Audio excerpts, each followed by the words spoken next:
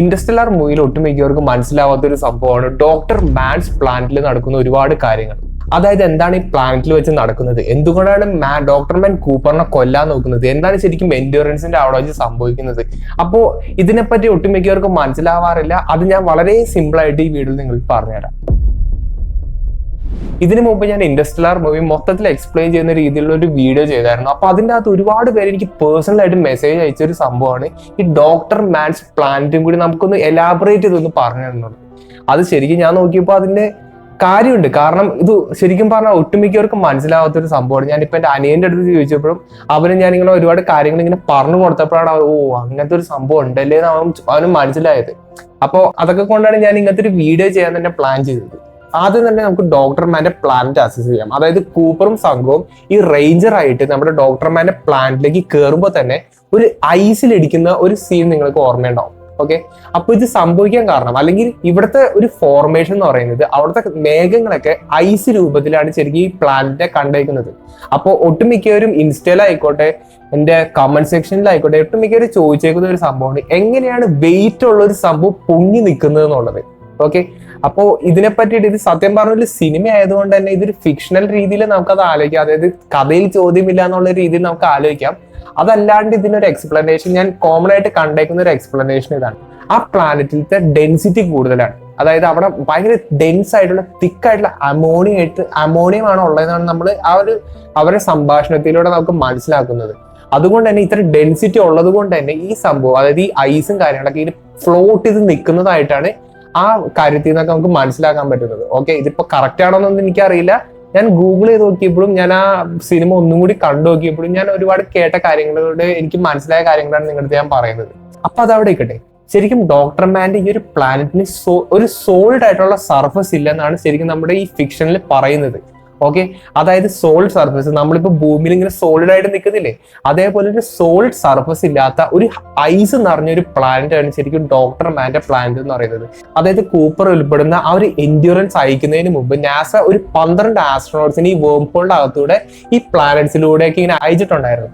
അതിൽ ഡോക്ടർ മാൻ എത്തിപ്പെട്ട പ്ലാനറ്റ് ആണ് ശരിക്കും ഡോക്ടർ മാൻസ് പ്ലാനറ്റ് എന്ന് നമ്മൾ വിളിക്കുന്നത്. ഓക്കെ, ആ പ്ലാനറ്റ് ആണ് ഈ ഐസ് നിറഞ്ഞൊരു പ്ലാനറ്റ് എന്ന് പറയുന്നത്. അപ്പൊ ഡോക്ടർ മാൻ ഈ പ്ലാനറ്റിൽ എത്തുകയും അവിടെ ഒരുപാട് റിസർച്ചും കാര്യങ്ങളൊക്കെ നടത്തി. അതായത് ഈ പ്ലാനറ്റിൽ നമുക്ക് മനുഷ്യന്മാർക്ക് ജീവിക്കാൻ പറ്റുമോ, ഹാബിറ്റബിൾ ആയിട്ടുള്ള പ്ലാനറ്റ് ആണോ, അങ്ങനെ ഒരുപാട് റിസർച്ച് നടത്തി. അതായത് റിസർച്ച് നടത്താനുള്ള കാരണം എന്താ വെച്ചാൽ ഇവർ ശരിക്കും ഡോക്ടർ മാൻ ശരിക്കും ചെന്ന് പെട്ടത് ഈ ഫ്ലോട്ട് ചെയ്തിരിക്കുന്ന അതായത് പൊങ്ങി നിൽക്കുന്ന ഒരു മേഘത്തിലാണ്. നിറച്ചും മൗണ്ടൻസും ഒരു ഐസിന്റെ ഒരു ലോകം തന്നെയാണ്. അതായത് നിങ്ങൾക്ക് ആ വിഷ്വൽസ് ഒക്കെ കണ്ടാൽ നിങ്ങൾക്ക് മനസ്സിലാവും. അത് ശരിക്കും പറഞ്ഞാൽ സോളിഡ് ആയിട്ടുള്ള സർഫസ് അല്ല, അത് ശരിക്കും ഇങ്ങനെ പൊങ്ങി നിൽക്കുന്ന അതായത് ഫ്ലോട്ട് ചെയ്ത് നിൽക്കുന്ന ഒരു സംഭവമാണ് ശരിക്കും ആ ഒരു വിഷ്വൽസ് എന്നൊക്കെ പറയുന്നത്. കൂപ്പറിനോടൊപ്പം ടാർസ് എന്ന് പറഞ്ഞ ഒരു ഹൈലി അഡ്വാൻസ്ഡ് ആയിട്ടുള്ള റോബോട്ടിന് നിങ്ങൾ ശ്രദ്ധിച്ചിട്ടുണ്ടാവും അല്ലെ. അതുപോലെ തന്നെ ഡോക്ടർ മാന്റെ ഒപ്പം കിപ്സ് എന്നാണെന്ന് തോന്നുന്നു അങ്ങനത്തെ ഒരു നെയിമില് ഒരു റോബോട്ട് ഡോക്ടർ മാന്റെ അടുത്തുണ്ടായിരുന്നു. ഓക്കെ, അപ്പോ ഇവർ രണ്ടുപേരും കൂടി ചേർന്നിട്ടാണ് ആ പ്ലാനറ്റിലുള്ള ഒരുപാട് കാര്യങ്ങൾ ഒരുപാട് ഡേറ്റാസും കാര്യങ്ങളൊക്കെ ഒന്ന് അനലൈസ് ചെയ്തത്. അതായത് ഈ പ്ലാനറ്റിനെ പറ്റി പഠിച്ചത്. അതായത് ഈ പ്ലാനറ്റിന് സോളിഡ് ആയിട്ടുള്ള സർഫസ് ഉണ്ടോ എന്നാണ് ശരിക്കും മെയിൻ ആയിട്ട് ഇവർ പഠിക്കേണ്ടിയിരുന്നത്. ഓക്കെ, അപ്പൊ ഇത് പഠിക്കാൻ വേണ്ടിയിട്ട് ഈ ക്ലിഫ് അല്ലേ, അതായത് ഇങ്ങനെ പൊങ്ങി നിൽക്കുന്ന ഒരു സംഭവം അല്ലേ ശരിക്കും ഈ ഐസ് എന്നൊക്കെ പറയുന്നത്. അപ്പോൾ ഈ ഐസിന്റെ അകത്തൂടെ എന്തെങ്കിലും ഒരു പ്രോബും കാര്യങ്ങളൊക്കെ ഈ സംഭവം ഇങ്ങനെ ഡിവൈസ് ചെയ്തിട്ട് ഒരുപാട് പ്രോബുകൾ ഈ ഐസിന്റെ അകത്തൂടെ ഇങ്ങനെ വിടും. ഓക്കെ, താഴത്തേക്ക് ഇങ്ങനെ ഇടും. അപ്പോൾ ഈ പ്രോബ് ഉപയോഗിച്ച് ഈ പ്ലാനറ്റിന് ഇവർ നിൽക്കുന്ന ആ ഒരു പ്ലാനറ്റിന് ഒരു സോളിഡ് ആയിട്ടുള്ള സർഫസ് ഉണ്ടോ എന്ന് കണ്ടുപിടിക്കാൻ വേണ്ടിയിട്ടുള്ള ഒരു തന്ത്രപ്പാടാണ് ഇതൊക്കെ. അപ്പൊ ഇതിൽ നിന്നൊക്കെ കിട്ടിയ ഡേറ്റ എന്ന് പറഞ്ഞാൽ വളരെ നെഗറ്റീവ് ആണ്. അതായത് ഇവർ ഉപയോഗിച്ചേക്കുന്ന ഇവർ നിൽക്കുന്ന ആ ഒരു പ്ലാനറ്റില് ശരിക്കും പറഞ്ഞാൽ ഒരു റോക്ക് സോളിഡ് സർഫസ് ഇല്ല എന്നുള്ളൊരു കൺക്ലൂഷനിലാണ് ശരിക്കും ഡോക്ടർ മാൻ നിൽക്കുന്നത്.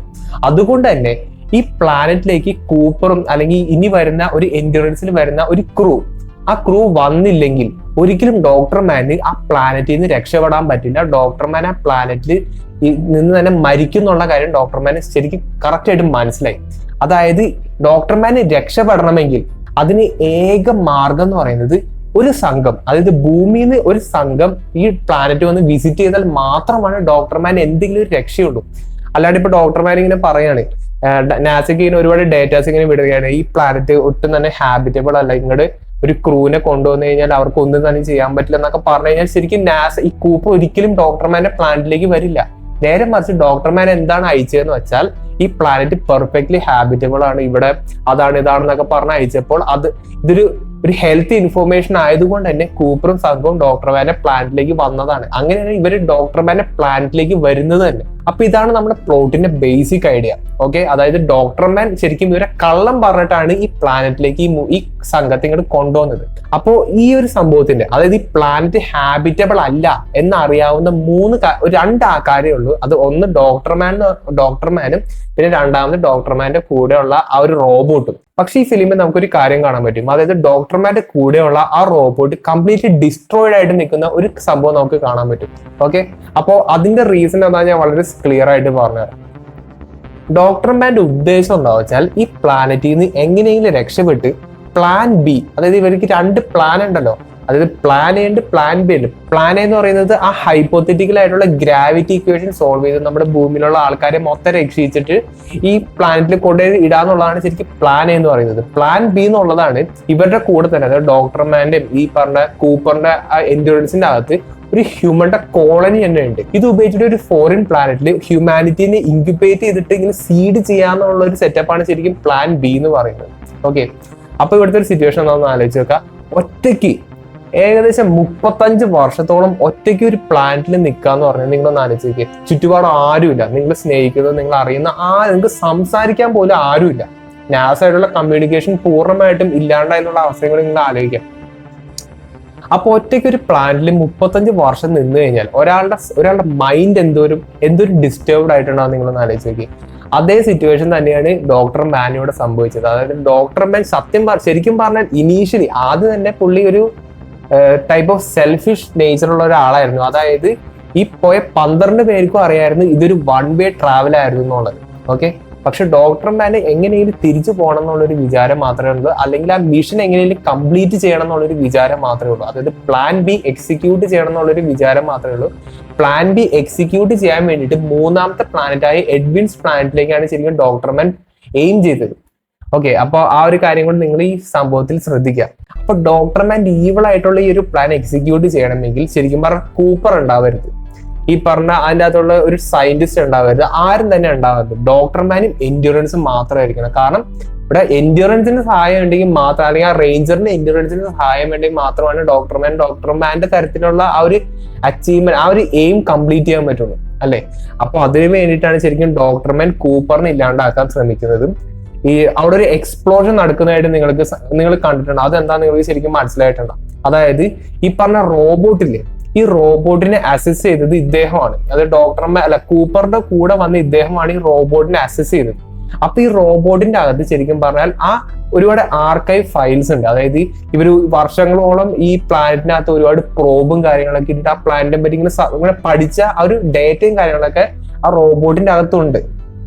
അപ്പോ ഇൻ കേസ് ആരെങ്കിലും ഫ്യൂച്ചറിൽ ഈ റോബോട്ടിന്റെ ഫയൽസ് ഒക്കെ ആക്സസ് ചെയ്യുകയാണെങ്കിൽ ആ റോബോട്ട് ഡിറ്റോണേറ്റ് ചെയ്യും, അത് പൊട്ടിത്തെറിക്കുന്ന ഒരു സെറ്റപ്പ് ശരിക്കും ഡോക്ടർ മാൻ ഉണ്ടാക്കി വെച്ചു. ഇങ്ങനെ സംഭവിച്ചതിന് ഡോക്ടർ മാന്റെ പ്ലാൻ ഇവർക്ക് മറ്റുള്ളവർക്ക് മനസ്സിലാവുമല്ലോ. അപ്പൊ ഇത് മനസ്സിലാക്കാണ്ടിരിക്കാൻ വേണ്ടിയിട്ടാണ് ഡോക്ടർ മാൻ ഇങ്ങനത്തെ ഒരു സെറ്റപ്പ്, ഒരു കെണി അവിടെ ഒരുക്കി വെച്ചത്. അപ്പോൾ ഈ ഒരു സിറ്റുവേഷൻ ആണ്, ഈ ഒരു പൊട്ടിത്തെറി നമുക്ക് ആ ഒരു സീനിൽ നമുക്ക് കാണാൻ പറ്റുന്നത്. അപ്പോ കൂപ്പർ ഇല്ല, ഈ പറഞ്ഞ ഇദ്ദേഹവും ഇല്ല. ഇപ്പൊ 2ാമത്തെ ആളാണ് ആ ഒരു സ്ത്രീ ക്യാരക്ടർ നമുക്ക് ഇതിൽ കാണാൻ പറ്റും. പുള്ളിക്കാരി ആണെങ്കിൽ കൂപ്പറിനെ രക്ഷിക്കാനായിട്ട് പോകുന്ന സമയത്താണ് ശരിക്കും ഡോക്ടർ മാൻ ആ റേഞ്ചർ എടുത്തിട്ട് എൻഡ്യൂറൻസിലേക്ക് ഡോക്ക് ചെയ്യാൻ പോകുന്നതും അവിടെ ഡീകംപ്രഷൻ വരുന്നത് കൊണ്ട് തന്നെ ഈ സംഭവം ഇങ്ങനെ അടുത്തേക്ക് വന്നിട്ട് അത് നമ്മുടെ എൻഡ്യൂറൻസുമായിട്ട് ഇടിച്ചിട്ട് പൊട്ടിത്തെറിക്കുന്ന സീക്വൻസ് ഒക്കെ നമുക്ക് കാണാൻ പറ്റും. ഓക്കെ, അപ്പോ ഇതാണ് ശരിക്കും പറഞ്ഞാൽ ഈ ഒരു സീനിന്റെ വളരെ കൺഫ്യൂസിങ് ആക്കുന്ന ഈ ഒരു സീനിന്റെ കോണ്ടെക്സ്റ്റ് എന്ന് പറയുന്നത് ശരിക്കും ഇതാണ്. ശരിക്കും പറഞ്ഞാൽ ഇതൊക്കെ ഒരു ഫിക്ഷൻ ആണെങ്കിലും ഇത് ശരിക്കും നല്ല രസമാണ് ഇതിന്റെ ഈ സ്റ്റോറിയും കാര്യങ്ങളൊക്കെ നമുക്കൊന്ന് കാണാൻ വേണ്ടിയിട്ട്. പക്ഷെ ഒട്ടുമിക്കവർക്കും മനസ്സിലാവാത്തൊരു കാര്യം എന്ന് വെച്ച് കഴിഞ്ഞാൽ കൂപ്പറിന് കൂടെ വന്ന റോമിൽ എങ്ങനെയാണ് പൊട്ടിത്തെറിയിലൂടെ മരിക്കുന്നത്, അത് ആർക്കും മനസ്സിലാവാറില്ല. പിന്നെ ഈ പ്ലാനറ്റിന്റെ എന്റെ ജോഗ്രഫി ആർക്കും മനസ്സിലാവാറില്ല. അതായത് ഇതിന്റെ സർഫസ് ഇല്ല എന്നുള്ള കാര്യം ആർക്കും മനസ്സിലായിട്ടില്ല. അങ്ങനെ ഒരുപാട് കാര്യങ്ങൾ. അത് ഞാൻ പറയട്ടെ, ഇത് എനിക്കെല്ലാം മനസ്സിലായതല്ല, എനിക്കും മനസ്സിലായിട്ടുണ്ടായിരുന്നില്ല ഇത് ആദ്യം കണ്ടപ്പോ. പിന്നീടാണ് ഇതിനെ പറ്റിയിട്ട് ഞാൻ ഒരുപാട് അന്വേഷിക്കുകയും ഇതിനെപ്പറ്റി ഒരുപാട് വീഡിയോസ് കാണുകയും ഇതിന്റെ ഒരുപാട് ബ്ലോഗും കാര്യങ്ങളൊക്കെ വായിക്കുമ്പോഴാണ് നമുക്ക് ഇങ്ങനെയുള്ള കാര്യങ്ങളൊക്കെ മനസ്സിലാവുന്നത്. കാരണം ഈ ഫിലിം വേറെ ആരുടെ അല്ലേ, ക്രിസ്റ്റഫർ നോളൻ തന്നെയാണ്. ഒരുപാട് കാര്യങ്ങൾ ഇങ്ങനെ ഹിഡൻ ഡീറ്റെയിൽസ് വെച്ച് നിറച്ചിട്ടുള്ള ഫിലിമാണ്. പിന്നെ ഒരു കാര്യം ഞാൻ പറയാൻ മറന്നുപോയി, ഈ ഡോക്ടർ മാൻ ശരിക്കും പറഞ്ഞ ഒരു ക്രയോജനിക് സ്ലീപ്പിലായിരുന്നു. അതായത് ഒരു വെള്ളം നിറച്ചിട്ട് ഒരു ബാട്ട് പോലത്തെ ഒരു സാധനത്തിൽ ഇങ്ങനെ ഒരു ബാഗൊക്കെ വെച്ചിട്ട് ഇങ്ങനെ കിടന്ന് ഒരു ഹൈപ്പർ സ്ലീപ്പ് മോഡിലായിരുന്നു ശരിക്കും ഡോക്ടർ മാൻ ഉണ്ടായിരുന്നത്. അപ്പോ ഈ ഹൈപ്പർ സ്ലീപ്പിന്റെ ആ ഒരു സംഭവം, ആ ഒരു ഫെസിലിറ്റി ഇല്ലേ, ആ ഫെസിലിറ്റി വർക്ക് ചെയ്യണമെങ്കിൽ എന്ത് വേണം? എനർജി വേണം അല്ലെ? അപ്പോ എന്തോരം കൂടുതൽ എനർജി ആ സംഭവത്തിന് കൊടുക്കാൻ പറ്റുന്നു, എന്തൊരു കൂടുതൽ പവർ അതിന് കൊടുക്കാൻ പറ്റുന്നു, അത്രയും വർഷങ്ങൾ അത് ലാസ്റ്റ് ചെയ്യും. ഓക്കെ, അപ്പോ ഈ ഹൈപ്പർ സ്ലീപ്പിന്റെ സംഭവത്തിന്റെ ആ ഒരു ഡ്യൂറേഷൻ, അതായത് ഇത്രയും വർഷം, ഒരു 10 വർഷം ലാസ്റ്റ് ചെയ്യുള്ളൂ എന്ന് വെച്ചോ, അതിൻ്റെ അകത്തുള്ള ബാറ്ററി ഉപയോഗിച്ചിട്ട് കുറച്ചും കൂടി പവർ നമ്മൾ എക്സ്ട്രാ കൊടുത്തു കഴിഞ്ഞാൽ ചിലപ്പോൾ അതൊരു 20 വർഷം ലാസ്റ്റ് ചെയ്യും. അപ്പൊ ആ ഒരു എക്സ്ട്രാ ടൈമിന് വേണ്ടിയിട്ട് ഈ പറഞ്ഞ ഡോക്ടർമാന്റെ ആ ഒരു അസിസ്റ്റന്റ് ആയിട്ടുള്ള ആ ഒരു ഹൈലി അഡ്വാൻസ്ഡ് ആയിട്ടുള്ള റോബോട്ടിന്റെ പവർ സോഴ്സ് ശരിക്കും പുള്ളി അതിന്റെ അകത്തുനിന്ന് പൊട്ടിച്ചെടുത്തിട്ട് ഇതിന്റെ അകത്തേക്ക് വച്ചേക്കുന്നതാണ് ശരിക്കും ആ സിനിമയിൽ കണ്ടിട്ടുള്ളത്. അത് ശരിക്കും പറഞ്ഞു കഴിഞ്ഞാൽ ആ ഫിലിമിൽ ഇദ്ദേഹം പറയുന്ന ഒരു കാര്യം കൂടിയാണ്. അതും കൂടി എനിക്ക് പറയണമെന്നുണ്ടായി. കാരണം എന്തിന് ഡോക്ടർമാൻ ആ റോബോട്ടിനെ നശിപ്പിച്ചു എന്നുള്ള ചോദ്യങ്ങളും ചിലപ്പോൾ വരാനുള്ള ചാൻസസ് ഉണ്ട്. ഓക്കെ, അപ്പൊ അതും കൂടി കംപ്ലീറ്റ് ചെയ്തപ്പോ നമ്മുടെ ആ ഒരു ഡോക്ടർമാന്റെ പ്ലാനറ്റിനെ പറ്റിയുള്ള കൺഫ്യൂഷൻ മൊത്തത്തിൽ അങ്ങനെ തീർന്നു. ഇത് കംപ്ലീറ്റ്ലി ഇൻഹാബിറ്റബിൾ ആയിട്ടുള്ള പ്ലാനറ്റ് ആണ്. ഇനിയിപ്പോ വേറെ ഇനി ചിലപ്പോൾ സംശയങ്ങൾ ഉണ്ടായിരിക്കാം, എന്തുകൊണ്ടാണ് ആ ഐസ് ഫ്ലോട്ട് ചെയ്യുന്നത്, അത് ഡെൻസിറ്റി മാത്രം എങ്ങനെയാണ് വർക്ക് ചെയ്യുന്നത് എന്നൊക്കെ പറഞ്ഞാൽ അതിനെ പറ്റിയിട്ട് ഒരു വലിയ ഡിബേറ്റ് തന്നെ നമ്മുടെ ഫോറത്തിലൊക്കെ നടക്കുന്നുണ്ട്. അപ്പൊ അതിനെപ്പറ്റി അത് വേറൊരു ദിവസത്തെ വീഡിയോ ആയിട്ട് ഞാൻ ഇടുന്നതായിരിക്കും. അപ്പോ പിന്നെ ഒരു കാര്യം എന്താ വെച്ചാൽ ഒരുപാട് പേര് കമന്റ് ചെയ്യുന്നുണ്ട്, ഒരുപാട് പേര് മെസ്സേജസ് അയക്കുന്നുണ്ട്. അപ്പോ ഈ ഇടയ്ക്കായിട്ട് കമന്റ്സിനൊന്നും നമ്മളങ്ങനെ റിപ്ലൈ കൊടുക്കുന്നില്ല, മെസ്സേജസിനായിക്കോട്ടെ ഇതേപോലെ തന്നെ റിപ്ലൈസ് കൊടുക്കുന്നില്ല. അതിനൊക്കെ നമുക്ക് റീസൺ ഉണ്ട്. എന്ന് വെച്ചാല് സത്യം പറഞ്ഞാൽ ഇപ്പൊ നല്ല ബിസി ആയിട്ടുള്ള ഒരു സമയമാണ്. ഇപ്പൊ തന്നെ ഞാനിപ്പോ ഒരു 1.5 മണിക്കൂർ ഡ്രൈവ് കഴിഞ്ഞിട്ട് വന്നിരിക്കുകയാണ്. അപ്പൊ എന്റെ കണ്ണ് കണ്ട് നിങ്ങൾക്ക് ചിലപ്പോൾ മനസ്സിലായി. ഇപ്പൊ ഏകദേശം രാത്രി 1:30 മണിക്കാണ് ഞാനിപ്പോ വീഡിയോ ഷൂട്ട് ചെയ്യുന്നത്. ഇപ്പൊ നാളെ ഞാൻ തിരക്കായിരിക്കും. അപ്പൊ അതൊക്കെ കൊണ്ടാണ് നമുക്ക് റെഗുലർ ആയിട്ട് ഇപ്പൊ ക്യാച്ചപ്പ് ചെയ്യാൻ പറ്റാത്തത്. ഒരുപാട് പേര് മെസ്സേജസ് അയക്കുന്നുണ്ട്. അപ്പോൾ മെസ്സേജ് അയക്കുന്നവർക്കൊക്കെ ഞാൻ ഡയറക്റ്റ് ആയിട്ട് ഓഡിയോ മെസ്സേജ് ആയിരിക്കും, വോയിസ് മെസ്സേജ് ആയിരിക്കും റിപ്ലൈ കൊടുക്കുന്നത്. ഒട്ടുമിക്കവർക്ക് എന്നോട് കമ്മ്യൂണിക്കേറ്റ് ചെയ്യാനും പറ്റുന്നുണ്ട്. ഓക്കെ, അപ്പോൾ ഇൻ കേസ് നിങ്ങൾ ഇപ്പോൾ കമന്റ്സിലൂടെ ആയിക്കോട്ടെ എന്തെങ്കിലും സംശയങ്ങളൊക്കെ ചോദിച്ചിട്ടുണ്ടെങ്കിൽ അതിന് എനിക്ക് റിപ്ലൈ തരാൻ പറ്റിയിട്ടില്ലെങ്കിൽ അതിന്റെ റീസൺ ആണ് അത്. അതിന്റെ അർത്ഥം ഞാൻ ഒരിക്കലും നിങ്ങൾ ഇഗ്നോർ ചെയ്യുന്നല്ല. അതിന് എന്തായാലും എനിക്ക് സമയം കിട്ടുമ്പോൾ എല്ലാവർക്കും തന്നെ ഞാൻ റിപ്ലൈ തരുന്നതായിരിക്കും. ഒട്ടുമിക്ക വീഡിയോസിൻ്റെ അകത്തെ കമന്റ്സിന് ഫുൾ നമ്മൾ റിപ്ലൈയും കൊടുത്തിട്ടുണ്ട്. ഓക്കെ, അപ്പൊ അതെനിക്ക് ഈ വീഡിയോയിൽ പറയണം തോന്നി, അതുകൊണ്ട് പറഞ്ഞതാണ്. അപ്പോൾ നമുക്ക് നല്ലൊരു ടോപ്പിക്കായിട്ട് ഇനി അടുത്ത വീഡിയോ കാണാം.